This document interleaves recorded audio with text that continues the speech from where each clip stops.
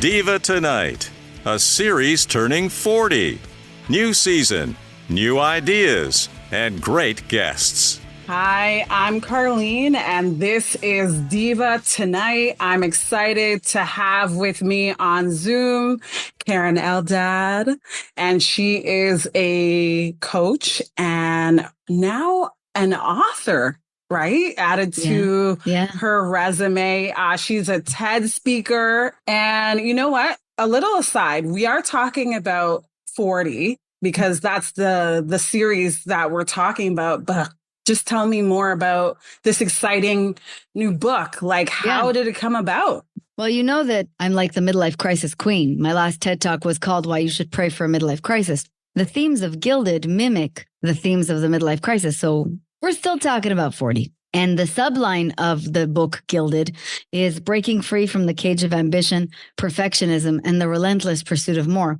What happens to us after the age of 40, I like to think is like adolescence. And I'm not the first person to think about this, by the way. Carl Jung was way ahead of me. But it's sort of like adolescence in the sense that when in adolescence, we become physically large enough to stand up to our parents. In our 40s, we become metaphorically large enough to stand up to life. And this is when you actually start asking big questions like, why am I relentlessly pursuing more? Do I actually need to do things this way? Does everything need to be perfect? We really start to challenge the beliefs that we've had that have hindered us thus far. So I'm super excited to talk to you about dropping all that behind and moving into an era like no other. A golden age, if you will. Ooh, I like it. The golden age, the golden era. Ooh, so many things with that. So what does 40 mean to you? Like when you turn 40, did you feel like, oh my gosh, I'm going through a midlife crisis, or, ooh, I'm embracing it? I actually was already past the first crisis, so I was fine. Like it hit me in my late 30s. And then it's kind of a rolling thing. It'll come back in different iterations. You'll see. Anyway, you're up for a lot of fun stuff in your 40s. But what 40 means to me is authenticity and really beginning to be much more of who you really, truly are, because you stopped giving a tiny rat's ass about everyone else's opinion of what you should be. And this only gets better with age, technically speaking, especially if you're willing to do the inner work to really break free and start honoring your worth and your preferences. It just becomes clearer to you. That's what 40 means to me. I feel like until I turned 40, and especially since I had the crisis where I was like doing what everybody else does, right? Which is I haven't achieved what I wanted to achieve and I'm definitely not where I want to be. This is where you can start to have meltdowns and freak out and also start becoming essentially more confronted by your own mortality. Once I passed that hurdle, I started to really think in different terms. Instead of thinking, wow, I guess I'm not going to be here forever, I thought, wow, I'm not going to be here forever. I'm going to have some fun. I'm going to really enjoy this. I'm going to make the most of this. It wasn't scary. It was reverential.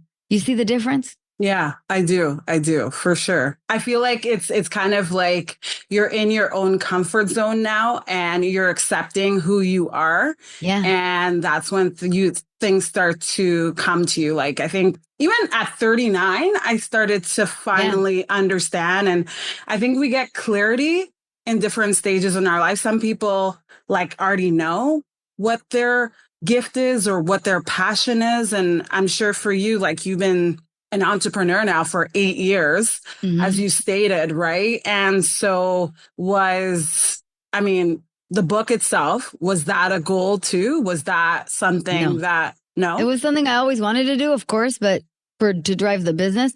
But it only came to be when I had a real message. I really wanted to create something that was to serve my clients. It wasn't about goal. It was about service. I think very few people, Carlene, are like Justin Bieber, where they know when they're 12 what their mission in life is, what their purpose is. I think most of us come into it in our 40s. And I'm pretty sure data backs me up, even though I don't have any research off the top of my head. But the reason is because until we're in our 40s, we really are climbing a ladder. We really are doing what's expected of us, whether we see it or not. We're trying to line up with what society wants for us, what our parents wanted for us, what we've learned from our culture around us. At the age of 40, around the age of 40 for most people. The midlife crisis, by the way, is 35 to 55, academically speaking. I know a lot of people were like, oh my God, Demi Moore is like such a great representation of midlife. She's 62. So unless she expects to live to be 124, not technically midlife. The midlife crisis for most of us is really when we start to challenge all of what got us here because we don't want to take it with us anymore. And we understand that where we really want to go, this will not stand anymore. And unfortunately, the only way to get out of it is to break everything.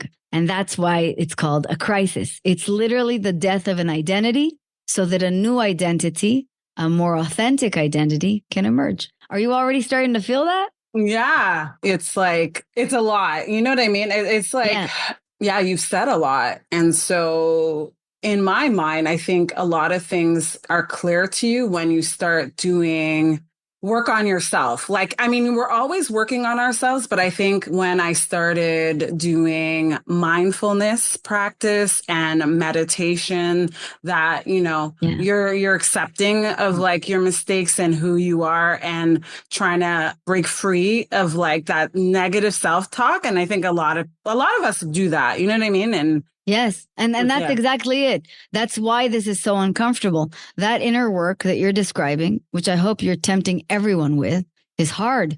I love that my cover of my book is so glamorous and beautiful. And I hope that a lot of people reach for it because it's gorgeous. But the work itself is hard. It is not light. It is hard. And it's worth it too.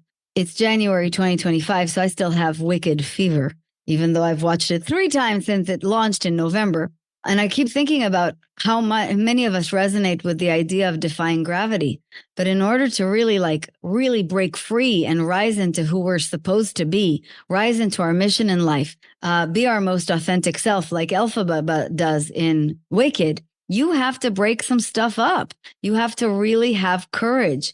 You have to go really deep. You have to start challenging all that negative self-talk. And in order to find true love for yourself, start asking yourself whether it's true. That's what the book hopes to help people do, to really give them practical ways to do this, and also to line your path with strategy that will allow you to do something after you've shattered those demons so that the rest of your life can be the best of your life. Does that make sense? Yeah, it makes sense. So the book title Gilded, why did you name your book that? I know means Yeah, you know what gilded means. Gilded means covered in gold, not real gold. And the reason is I wanted people to see that everything in their life that looks so perfect and polished and shiny is actual garbage. And they usually know it. My subtitle was going to be Why Your Life Doesn't Feel as Good as It Looks on Instagram. And I think that sort of says it all. And that's also why the cover image is a gilded cage. You know, we essentially are trying to convey with this book that you are trapped in a cage of your own making and you've locked it from the inside. And it is my hope that everybody who starts to truly wish for a life that feels good to them, for results that actually go the distance, understand that the first thing they need to do is unlock themselves, free their mind, so the rest can follow. Free your mind and the rest will follow. Yes. And that's salt and pepper. I don't know. I don't think it was actually. Wait a minute. No, that's not salt and pepper. No, free your mind was not salt and pepper. No. I'm even older than you. So no, I don't know why I thought that was On Vogue. On Vogue. Right. Yeah, and Vogue. Right? Oh my gosh, I love the references to music. I watched one of your videos that you created for us to manifest things, you know, for the new year. And I love that you reference the Backstreet Boys in that video. Yeah. You know, what's really sad for me is all my references are from before the year 2000. Like that's how super sad and old I am. But many people in my defense love the Backstreet Boys. Yeah. So they're going to get it. Right? Yeah, I love the Backstreet Boys. I finally got to see them before COVID happened, and it was a great show. Oh, yeah. I would definitely go see them again. And it was a great reference. And I think a lot of people don't understand what manifesting means, but getting back to what you're saying in the cage, like you're caged, you know what I mean? I think you have to believe that you have to unlock things, that you have to figure it out. Like you're going down the wrong path. Like if you're they say the definition of insanity is doing the same thing over and over again and expecting a different result, right? Correct. And by the way, that's the biggest problem with manifesting. Let's talk about manifestation for a second. I'm a huge law of attraction junkie. And I like to say that You should listen to me because technically I have gotten everything I've wanted. Knock on wood. That doesn't mean I'm going to keep it forever, but that definitely means that I've got something going on. I've got some understanding. The main understanding that happened to me around that midlife crisis, around the becoming of the real self, was letting go of all the defenses, the hard work, the perfectionism, the overachieving attitude that I had that was actually blocking my manifestation. All of us think if we work really, really hard, we'll create great lives. This is not true. By the time you're 40, you really have to know that that's not true. That's clearly not true. With due respect, Jeff Bezos is not working 10 trillion times harder than I am. Clearly, he's got something else going on. So if I can start to bust that myth, I can start asking myself, well, what does manifest? What does create the manifestation of my dreams? And the first thing is my beliefs. I have to unlock myself from beliefs that are actually antithetical to what I want to manifest. If you want, let's say that you want $1 million. A lot of people want $1 million, right? But you don't believe that you're worthy of $1 million. You don't believe that you can have $1 million. You only think that having $1 million is very, very hard, and it's going to make you work to the bone, and it will involve selling your soul. You're never getting it. Never gonna get it. Never gonna get it. I think that was also on Vogue. Never gonna get it. Anyway, if you can start to unlock these patterns within yourself, if you can start unblocking these chains, these weird covenants you made before you came to real consciousness about who you are, you will start to see in your life absolute miracles. Yeah, I think it's all in your mind though, and wanting to do that. I think it's like you said, believing in yourself.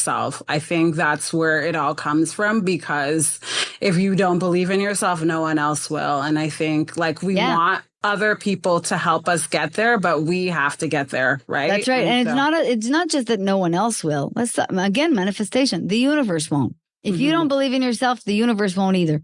Yeah. That's it. It's that simple. Cause and effect. So you have to dance with the universe. If you really want to defy gravity, you got to get on that broom. And you got to believe that that broom is going to fly. I'm sorry for continually going back to Wicked. And if anybody out there has still not watched it, you got to watch Wicked. Go see Wicked. Too great. Too great. So the process, how long did it take you to write the book? Oh, so this was a nightmare. I wrote a newsletter about my literary purgatory. And I like to say that this was like the worst thing that I've ever been through in business. It took me 7 years. There were at least 5 iterations of this book before, 5 drafts, and they were just not landing. And I think I had 3 or 4 agents before actually landing the agent who got me, the editor who got me, and the publishing house who made the right offer. I think a lot of authors will encounter this, right? Like it's a very tough process, but I'm very grateful for that. I'm grateful that it happened this way because honestly, Carlene, they weren't all the drafts before. They weren't the book that I was supposed to birth into the world. They weren't the right service for people around the world with the message I really want to share with the world. This one is. So I'm kind of glad that I got beat up a little bit because it made the work better. And you know, I think a lot of us can look back at all of our lives that way, right? Like instead of thinking, I can't believe that crap took so long and happened so badly, and instead think it really made this cake a lot more delicious. Yeah. I think, what did she say? I forgot the actress's name, but she's like, there's no elevator to success. Unfortunately, you have to take the stairs. Yeah, that's right. Yeah. And so I guess it took you 7 years to create the book that you had envisioned. And it's like all the steps that it got to get there, right? And like, you know, the one thing I think we haven't spoken about is like, in order to get where you are, we have to know where you came from. So like you as a person, where did you grow up? What was your... Well, listen, I'm not a therapy person, so coaching is rather different. I like to say there's no blaming mommy here. We really want to think what your state of mind is now, where you want to go, and we want to solve for that. Yeah. But I do think that it's helpful to look back, not in order to relive and not in order to relitigate, but in order to learn.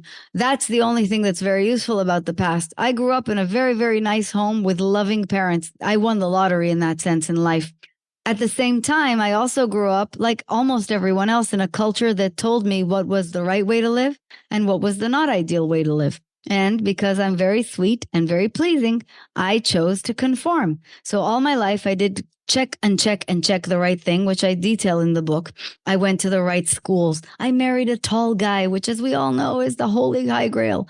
I had a job in a corporation, and then later an executive position in a corporation. I had the big house, all of it, until at 31 or 32, I really started collapsing in a deep depression. I became suicidal. And this is when I start asking myself, what is happening? Now, there were a few things that were truly happening. I was in an abusive relationship because I just wanted to get married so much so that I didn't disappoint my parents, who believed that it was very good to be married, that I married a terrible, terrible person. And I was terrible with finances because I had very low self-confidence, and a whole bunch of other stuff was really wonky. But what had truly happened, Carlene, was I had pursued a path that was not my path. Like so many other people, I chose to live a life that is appropriate instead of a life that is good. And that's again why I called it gilded. It looked real good from the outside.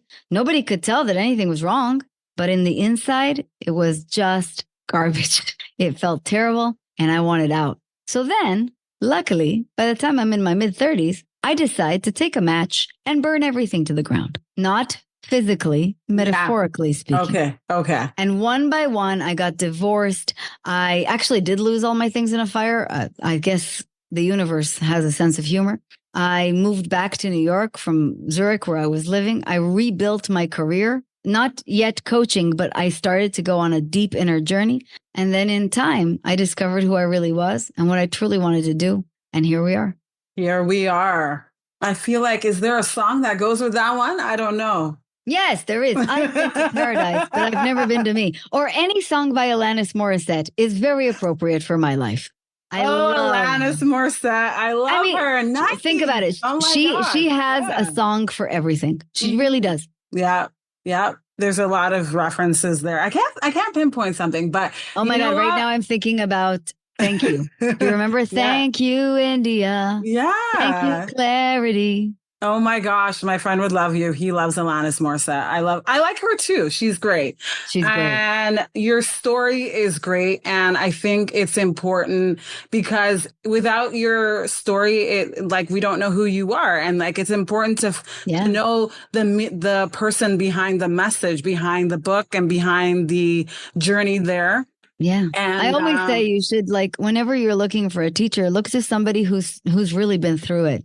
I don't think that people who've really been through it can teach, but I've really been through it. And I think also, unfortunately, that my story is pretty common. I think a lot of us get trapped in a life that we thought we were making conscious choices in, but we were not making conscious choices in. And then we end up waking up at 45 going, the fuck am I doing here? And that's usually a very positive moment. It just doesn't feel very good in the moment. Yeah. Or you're just going through the motions and thinking, and then when everything just stops, right? Because listening to you makes me think of my year for 10 years. I was not 10 years, sorry, 10 months. I was working a job, and it slowly started to the job was toxic, and it started to affect my whole mentality, everything. And you don't realize it until everything, like you said, crash and burn. Literally, and that's why I say trauma is very useful, because most of us won't move until something terrible happens. Like you just said, you're sitting there in a toxic environment for 10 months, not having the thought, I feel like I should leave. But then something traumatic happens and you go, okay, I have to leave. This is actually a good thing. Yeah. No, it is a good thing. It is. It took me a while. You always go through those emotions in life. You're upset at yourself. Like you said, the whole high achiever, and what your story just makes me think of just various periods in our lives where we have that moment where we're okay, I have to change my path, right? And rethink everything, right? So. And it's a wonderful time to do so. The last chapter of my book, I think it's the last chapter, is called Pray for a Shitstorm. And many people are do you wish trauma upon me? No, but I am telling you that when it comes to your door, you really should start thinking, there's a reason this is happening. And if you can think that way, and if you can even think, this isn't happening to me, this is happening for me, you are on the verge of glory. Yeah. It's what set my life free. It really is. Mm-hmm. Oh, set your life free. Oh, it's like that song, Nelly Furtado. I'm like a bird. I'm like a bird on a fly away. I don't know where my soul is. Okay, that's another very old reference. You know what? Whoever's listening will get the references. I really hope so, because if there's like a Gen Z listening to us, they're going to be like, these are sad old people. Okay, well, make a more, well, I hope I can think of a retro, like something more. I have a really good one. The Biebs, Justin Bieber, who, as you know, is my best friend, wrote a great song that actually started me thinking about this angle for the book. I swear, he really inspired it. It's called Lonely. He produced it with Benny Blanco. Mm-hmm. And it goes, what if you had it all with nobody to call? Maybe then you'd know me. And I literally thought about how many of my clients look like they have everything, look like they have it figured out, but they're actually alone. They're actually lying about how good things are. They're lying to themselves about how good things are. They're not sleeping properly. They're trying to maintain appearances. They're in jobs that are not the right ones for them, or careers that are not right for them. They're in situations that they've chewed all of the flavor out of. Then what? Then what? Then who do you talk to? That's why I created at least the book, if not coaching, so that you understand you're not alone. There's a lot of people going through this, and we can help. Yeah. And then, you know, if they're in, like your clients, like they're in the wrong job, they're in, like, how do you help them start over or the change? You know what I mean? That's the hardest thing is to change. It is. Yeah. No, you know what I mean? That's not the hardest thing at all. No. Okay. And by the way, it can also be the wrong marriage, and it could be both, which is even harder. What's really the hardest part is admitting that you have a problem. It's not the actual change. The actual change is bupkis compared to admitting that you have a problem. One of the best books I've read in the last 10 years is called 12 Steps, 12 Traditions. And it's the book that helps people in Alcoholics Anonymous. I like to say that Gilded is the book I wrote for Workaholics Anonymous. Another type of addiction. And it's also a couple of steps to break free. But the first step is identical to the Alcoholics Anonymous one. And it's step 1, admit that you have a problem. Most addicts, most people who have been in a toxic workplace for 10 months and have just gotten used to how bad things are, don't see it as bad anymore. And you know that happened to you too, right? Like there were moments where you're like, I can handle this. I can deal with this. All addicts do the same thing. If you talk to an alcoholic, they say, I can control my drinking. I've got this. I have this under control. And most people think they have their life under control too. They're like, listen, I think this isn't ideal, but who has an ideal career situation? Who has an ideal marriage? This is fine. I can live with this. They're making a bargain with God to buy themselves some time. But what they're really doing is lying. They're lying to themselves and they're lying to other people. And that's why I say something unbeknownst to you and under no control of yours will intervene. There will be trauma. And something will break this. Hopefully, instead of that, you'll just choose to go into coaching and say, Keren, I don't know what to do. Can you help me? And then I can help you. And by the way, the solution is not necessarily divorce or change the career. I like to say different places, different faces. But unless you change, nothing really will. You'll just manifest different circumstances. The coaching work is not about changing your circumstances. It's about changing you from a people-pleasing, compromised perfectionist who is working against themselves to a person who is genuinely free. People-pleasing, that is definitely something that I think a lot of people can identify with. I'm one of them, especially if you don't recovering people-pleaser right here. Recovering. Yeah, right? Because it just, you're just like, okay, if I just agree, just do what they want, then there's less argument, less controversy. I don't want to start anything, rustling. Yeah. And that's also why you continue to lie, because think about it. If you have to confront the fact that your marriage is broken, you have to go through a whole fight and maybe a divorce. And I mean, nobody wants that level of discomfort, right? No. So you just go, it's fine. It's fine. It's just fine. It doesn't matter that we haven't had sex in 7 years. It's fine. This is not fine. This is not. No. This is not fine. And so that's what I'm trying to say. And what I tried to say in my last season of the podcast, my podcast is called Coached, is it's not okay. And you shouldn't live like this. You deserve to be happy. You deserve to feel good. Your life should feel good to you. And I really hope that maybe not everybody will hear that. Maybe not everybody will believe that. but some people will, and they'll make a decision like I did that will change their life. Those are some powerful words, Miss Eldad. I feel it. I feel the energy coming from that. It's very profound in that way. And so my book comes out this month in just 2 weeks. That's why when I go on the site, it says pre-order. Pre-order, that's right. Pre-order. Okay. So 2 weeks. Wow.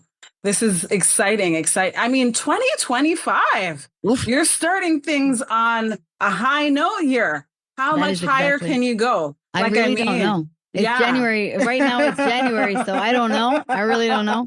But I'll tell you what, I've learned that just like, because you and I were talking about the wildfires in LA today, right before we went on, I think what I've learned is not to think that this is going to be a good year or a bad year, just to understand that no matter what happens, I'm ready. That's literally the only thing that we can do is I'm okay and I will be ready. And so the universe can do its thing.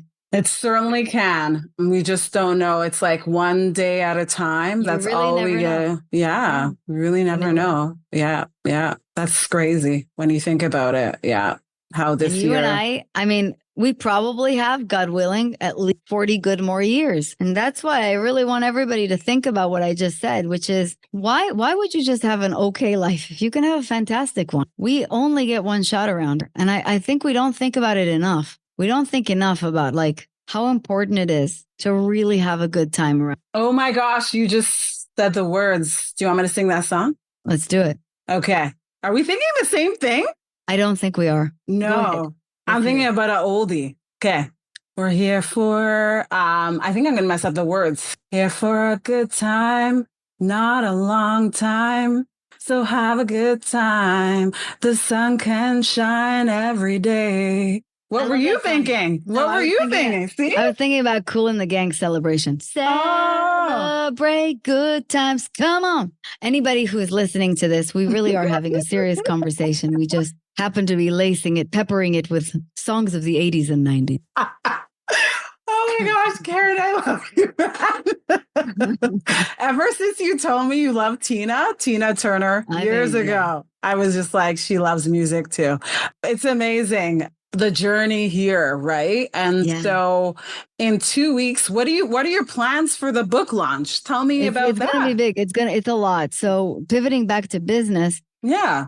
And that's another thing that happens when you turn 40, you start getting real serious and you stop worrying about other people underestimating you because you're 40, bitch. So get out of my way.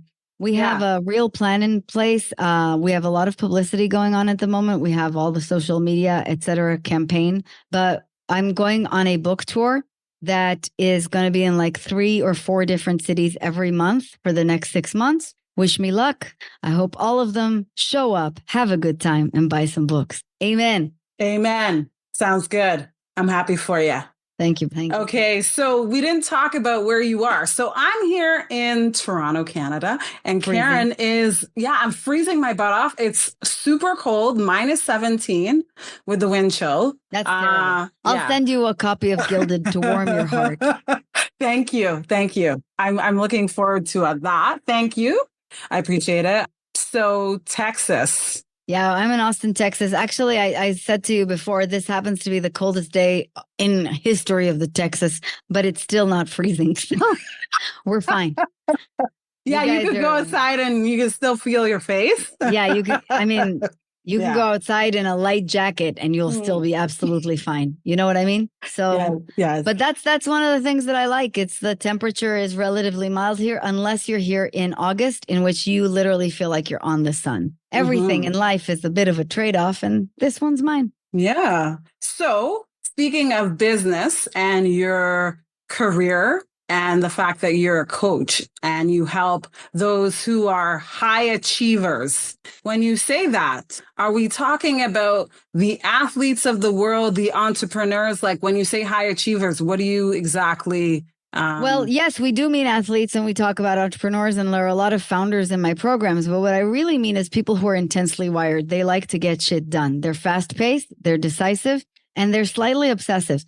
And you know who you are. You know who you are. Some people are obsessive about growing tulips. I don't particularly care what you're obsessive about, but you are wired to do work. You really, really like to do work, and you can overwork. Those people usually have the symptoms or the issues that I deal with: anxiety, overwhelm, perfectionism, of course, beating yourself up, very, very high standards, punishingly high standards, relentless pursuit of more. It's never enough. It's never enough. So that's always what we're trying to mitigate, because believe it or not, those tendencies are not working for them. It's actually ruining their success. It's hindering the amount of success they can have.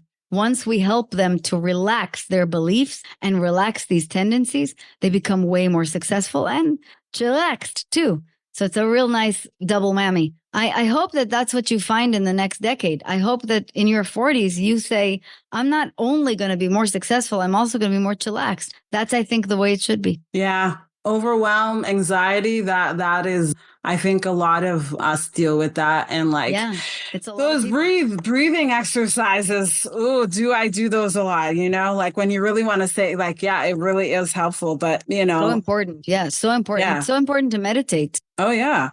You know what? I realized like a lot of things go hand in hand, like meditation and routine and like determination, like drive, like people who are successful. I have to ask you because I mean, you obviously made a plan, you stuck to it, and you are here now, and you've written this beautiful book, right? Lots shiny cover, like that shiny cover that we have on Instagram. Our life looks so perfect, but it's really not. So what do you believe it is to be successful? How is Keren successful? So I believe it. I believe that success is about being able to sleep at night with your soul at peace. That is what real success feels like. Success for most people has to do with achievement. You talked about habits before, but the most important habits are the habits of peace, the habits of ease, the habits of relaxation. And the reason why they all go hand in hand with each other, meditation, breathing, morning discipline, morning routines, right? They're very, very common to overachievers, is because they tend to be what's known as cornerstone habits. Cornerstone habits are a habit that affects every other habit in your life. For example, in studies published in a really wonderful book called The Power of Habit by Charles Duhigg, he found that people who give up sugar, Carlene, tend to actually also become much better at budgeting. Even their budget is affected. And that's because they're watching one thing and then they become more mindful naturally of other things. It's exactly the same. When we start to take time in the morning to breathe, to meditate, instead of reaching for our phone, the next thing we do is also more mindful. And the next thing we do is also more mindful. Everything trickles down. These become cornerstone habits. And as a result, it's no coincidence that I've had this success. I don't think it's just luck. I do think it's some luck. Of course, luck is part of life. But I also think it's habits. It's just really, really solid habits and really being mindful of staying in a positive, as much as possible, mind space. So for those who don't know what mindful is, want to care to elaborate? Yes, mindful. I'd love to. I'd love to. Mindfulness is what changed my life. The act of mindfulness, all mindfulness exercises are aimed at one thing, and they're aimed at turning your about to have a reactive response to something into a response that is measured and thoughtful. That's why it's called mindful. Not like the cool TikToker, mindful demure. That's not what it means. It means turning an about to have an aggressive reaction into a mindful response. The way to do this is by A, addressing a challenge by doing, are you ready for it? Nothing. B, taking 17 seconds of absolute nothing to literally think through what you're about to do. And I'd like to offer your audience 3 steps in those 17 seconds. Number 1, ask yourself, is the way I'm about to react a bigger problem than the problem itself? Spoiler alert, it's always worse. The way you're about to react, if you're about to land on somebody, it's way worse than whatever they did to you. Number 2, is there any other way I can see this? Anybody applying a tiny iota of thought will immediately realize that every situation that looks bad to you can be seen in 7 different, at least. Most cases, for example, short of grief. And number 3, if you can get through question 2, start asking yourself, what's the opportunity here? What's the opportunity here? And that's how you turn things from happening to me, which will make me move into attack mode, to happening for me, which will have me dancing with the universe and manifesting what I really want. I hope that's helpful. That's called the pause principle. I teach it. It's in my book, Gilded. I literally ask people to start to practice this all day, every day. Wow. Yeah, you know what? The first thing you mentioned is like thinking about it, because we often don't, when you actually react in the moment, that's when you regret it after. You're like, Exactly. maybe, yeah. Sometimes like whenever I used to, when I was dating people and I texted them immediately, I almost always regretted it. Like literally ask yourself to take some time always, especially if you're angry. If you're angry, like one of the things that used to piss me off the most was people said, sleep on it. No, I want to resolve it now. I have learned that sleep on it is the best advice you can give anyone. Literally. Give yourself a moment. The way you're about to respond is usually volatile and not conducive to what you want. Relax. Think about it and then respond. It's called being a grown-up. You're going to love it. I don't want to grow up. I'm just kidding. I'm kidding. It's too late for us. I can't go back to Neverland. No, no, it's too late for us. And here's the best part. The best part is when you start entering perimenopause and suddenly your body's like, you're old now and there's nothing you can do. Yeah. It's the way of life. There's just it's the way of the world. Yeah. We're just understanding each other. So as someone who is entering into the new year, what advice do you have for someone who is 40 and they're going through, the changes of life? I mean, we're talking about the milestone, right? And I love it. I love this question. So here's what I recommend absolutely anyone who's entering the middle of the years. Number one, take your mindset and your life depends on your mindset very, very serious. Invest super heavily in your mindset. That's something that I only started to do when I was 38, investing in coaching, reading the self-help books, the development books, listening to podcasts like these.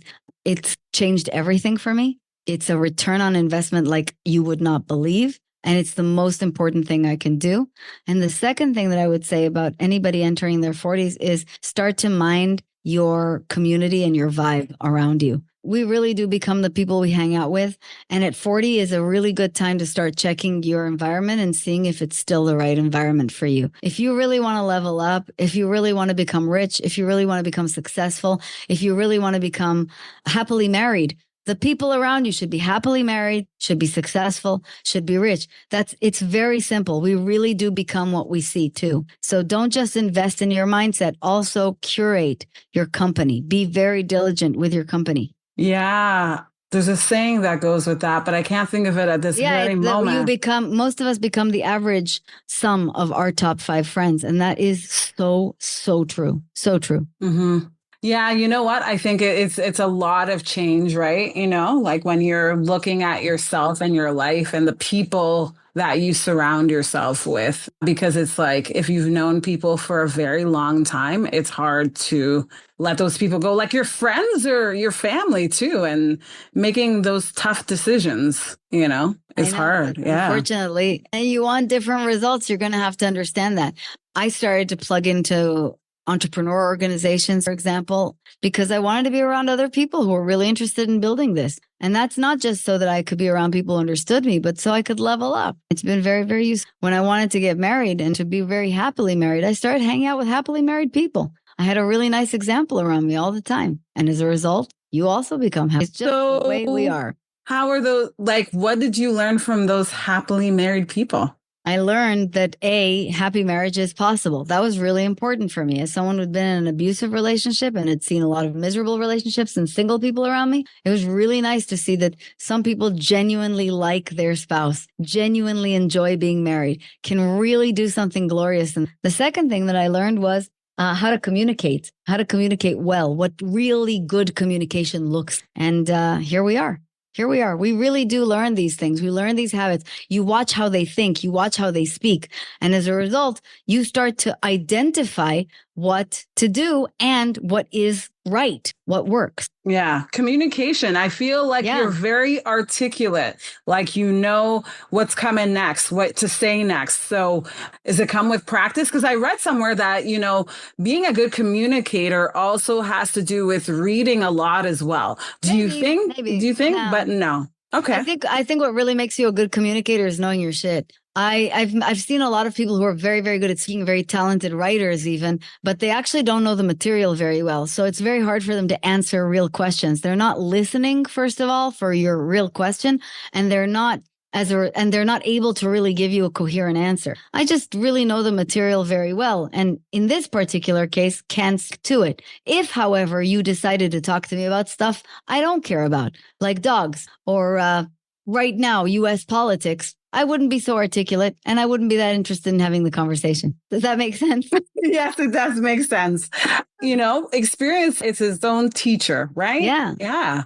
It's always about interest and fluency in the material. That's, I think, what makes people truly articulate. Mm-hmm.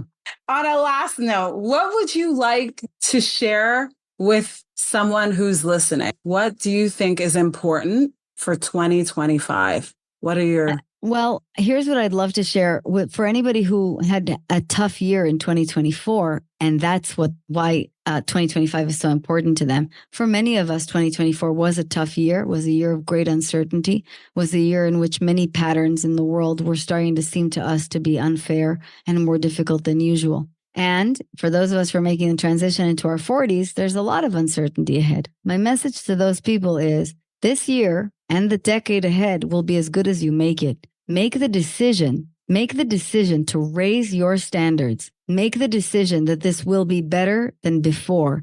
And then follow it up with action. Any action. Reading Gilded, listening to more podcasts like these, making the decision to sign up for a coaching program, doubling down on your dreams in any other way, leveling up your skills. And it will be a great, great year. My parents always say there are years that ask questions and there are years that answer. I think that 2024 was a year that asked questions, and I believe that 2025 will have the answer. So let's go in with that spirit. I love it. Oh my gosh. Bless your parents. Wow. That's a beautiful quote. Like, I love that. That's amazing. Thank you, Keren, for sharing your insight and, just your experience. And the book Gilded comes out January 21st, 2025. Woo! I'm excited for you. I'm sure Justin Bieber will be releasing his Gilded track soon. I hope he does. I really do. I'm a Bieber, right? Wouldn't that be crazy? Are you like writing it out? Yeah, I'm a believer. Yes. I am too. I'm fully admitting it, even though it's been a secret. Like my friend knows, but I'm a believer. I totally am. Yeah. So your social media. At Coach Keren. Mm-hmm. And Keren is spelled with 2 E's, as you know. So at Coach Keren is the best way to follow us, the best way to reach us. And the podcast we posted there, it's called Coached. And if anybody would like to schedule a clarity call or learn more about me, it's KerenEldad.com, which is KerenEldad.com. Even if you're in Toronto and even if you're freezing your ass off right now. That's right. I'm Carlene, and this is Diva Tonight with the lovely Keren Eldad. Yay! Thank you so much. Thank you. Thank you for sharing. Diva Tonight with Carlene will be back. Send us a message on Instagram at diva_tonight.